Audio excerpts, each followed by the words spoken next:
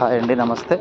ఈరోజు నేను ఒక న్యూస్ చూడటం జరిగింది. ఆ న్యూస్ ఏంటంటే, ఖమ్మం జిల్లా నేలకొండపల్లి మురహానాబాద్ అనే ప్రాంతంలో రాము అనే ప్రైవేట్ జర్నలిస్టు ఉన్నారు. ఆయనకి ఒక పాప, భార్య పేరు రమ్య.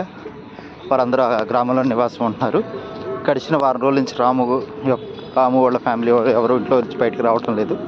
ఏమిటా అని చెప్పేసి 4 రోజుల క్రితం ఇంటి పక్కన ఆవిడ వెళ్ళి అడిగినప్పుడు రమ్య అనే ఆవిడ తలుపు తీసి సమాధానం, ఇంట్లో అందరికీ బాగాలేదు, అందుకే అలాగా లోపల నుంచి బయటకు రాలేకపోతున్నాను, ఏదో సమాధానం వచ్చి మళ్ళీ డోర్ వేసుకోవడం జరిగింది. ప్రజెంట్ ఇంకా ఎక్కువైపోవటం వల్ల ఆదివారం సాయంత్రం ఏంటని తలుపు బద్దలు కొడుతుంది. ఆ ఇంట్లో భర్త అయిన రాము అండ్ అదేవిధంగా వాళ్ళకి ఒక పాప 5 సంవత్సరాలు, తన పేరు దివ్యనేని. వారిద్దరు మృతదేహాలుగా పడుండి డీకంపోజ్ స్టేజ్లో ఉన్నాయి. వీటన్నిటిని చూస్తే మన పరిస్థితులు ఇంకా నీచంగా అయిపోతున్నారు, భయం వేస్తుంది. ప్రతి ఒక్కరికి సమస్యలు ఉంటాయి. నా కుటుంబంలో సమస్యలు లేవని ఈ యొక్క వీడియో ఏం చేయడం లేదు.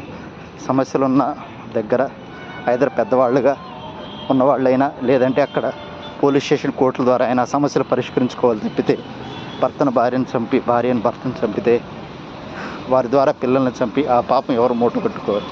బంగారు భవిష్యత్తు ఉన్న పాపకి 5 సంవత్సరాలకే చంపేసిన తల్లి పరిస్థితి ఏంటనేది ఆలోచించుకోవాల్సిందిగా చెప్తున్నాను.